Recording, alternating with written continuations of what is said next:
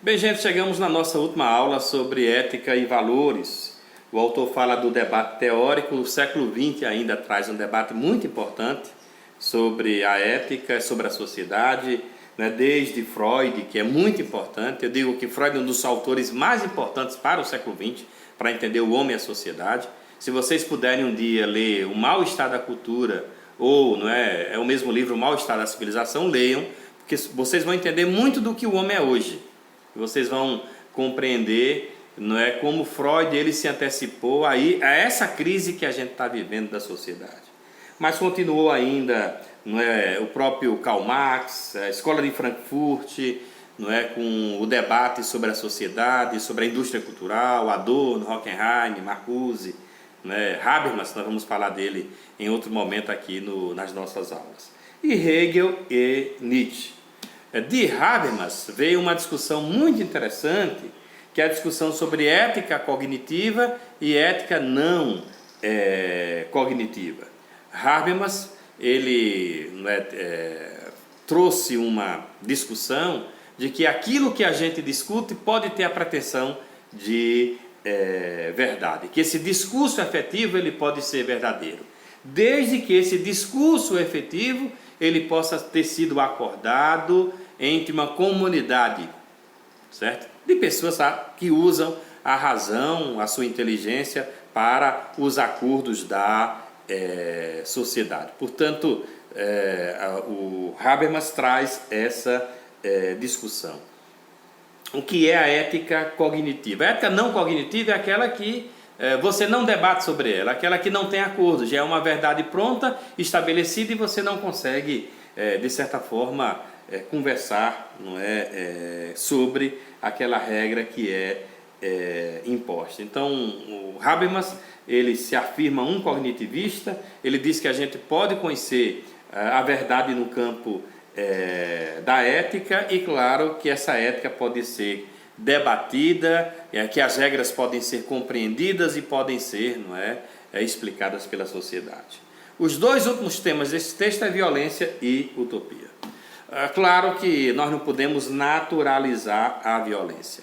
Numa sociedade em que vivemos, a sociedade em que o primeiro lugar é o ter, não é o ser, então todo dia eu estou querendo ter mais, claro que uma das soluções para eu ter é estabelecer a violência como elemento fundante desse ter, né? E aí a violência vai ficando naturalizada. Infelizmente, não é, em qualquer horário nós temos notícia de morte, de violência, e a gente começa a dizer, mas realmente é natural, é isso mesmo. Minha gente, no dia que nós realmente, efetivamente, naturalizarmos a violência, nós estamos perdidos, lascados. Violência não é natural, não deve ser, e nós devemos sempre lutar contra a violência. É ético lutar contra a violência, apesar de ser um ethos, apesar de estar instaladas nos nossos comportamentos, mas nós não podemos deixar de abominar, de lutar contra uma sociedade que utiliza-se da violência para resolver os seus conflitos. Não é com violência que resolvemos ou resolveremos os nossos problemas. Não acreditemos numa sociedade que utiliza esse recurso. Pelo amor de Deus. Pelo amor de Deus. Não façamos isso. Não é?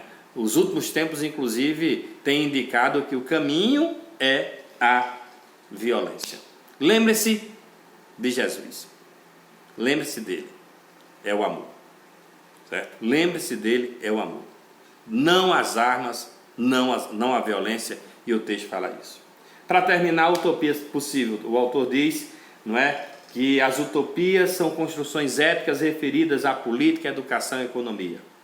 O que há de utópico nos sistemas éticos é que neles a relação entre o ideal moral e a realidade humana se formula sempre a partir do ideal. Acreditemos sempre nesse ideal. O homem pode ser bom, o homem deve ser bom. Vamos lutar pela bondade humana, e isso é ético, isso é utópico. O autor trabalha com o conceito de utopia do que é possível. Então, as construções éticas são possíveis. Depende das nossas vontades, depende das nossas atitudes, fazermos com que as pessoas elas sejam éticas. A vida humana é formada por pequenas utopias, que nós construímos essas utopias em casa, com os nossos filhos, com os nossos irmãos, com os nossos parentes, com nossos vizinhos. Nós podemos construir essas pequenas utopias, ou seja, esses pequenos atos de bondade e de boa vontade. Esses pequenos atos, eles se juntam e formam a grande utopia, que é viver numa sociedade com ética, que é viver numa sociedade melhor. O autor diz que não consideremos as utopias como realizadas, as utopias dos clássicos. Vamos lutar em favor dessas utopias. Lembre-se do ideal de sábio. É impossível ser feliz sem ser honesto. A honestidade é igual à felicidade. O autor diz que sempre será melhor uma humanidade submetida a ideais ou padrões ideais do que orientada pela máquina. O brilho dos metais, a volúpia da velocidade, a mística da eficiência, a ditadura do comodismo. Isso é a máquina. Não nos transformemos na máquina. Sejamos, nesse caso, humanos. A ciência, a política, a arte tentam substituir a religião e embasar a ética, mas pôr-se em seu lugar. O autor diz que o que está no seu lugar hoje são os meios de comunicação que ditam gostos, ditam regras, oferecem ao ser humano um quinhão de verdades e de valores que precisam ser, neste caso, modificados.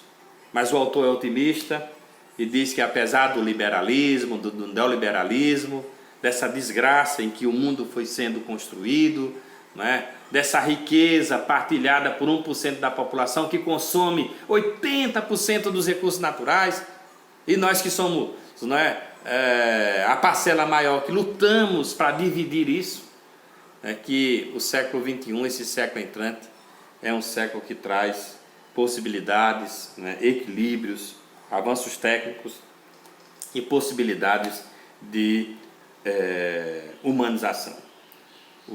Nós temos já muitos sinais desse processo de humanização.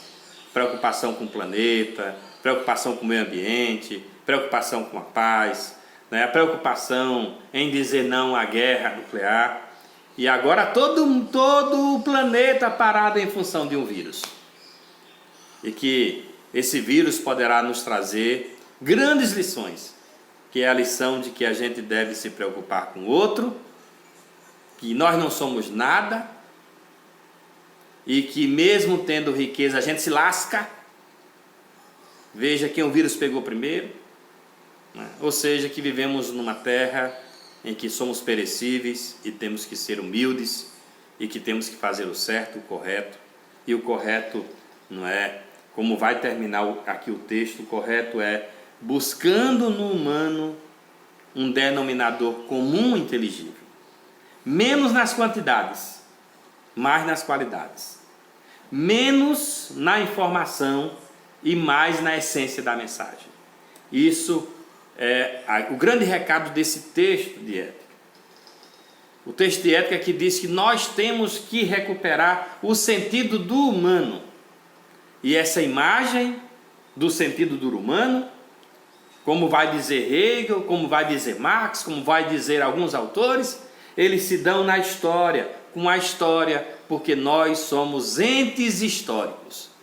Daí a grande importância da gente fazer uma reflexão sobre os nossos atos, olhando primeiro para a gente, compreendendo o que é correto, epistemicamente falando, não utilizando o conceito de justiça segundo a minha ótica e a minha necessidade particular, mas pensando que nós podemos construir uma sociedade melhor, uma sociedade ética. E a ética começa comigo, começa com você, começa com a sua compreensão, começa também com seus atos. Os atos que devem ser corretos. Essa é a explicação sobre ética e valores nessas videoaulas que eu dei para vocês. O fórum de discussão está aberto, certo? O fórum de perguntas. Esse texto é difícil, muito difícil. Leiam o texto, vejam os slides e me façam perguntas, porque eu estou disponível nos fóruns de discussões, né? Cada disciplina tem um fórum, vocês podem entrar lá, podem postar a dúvida, porque é importante que vocês, né, participem ativamente deste processo de compreensão da sociedade.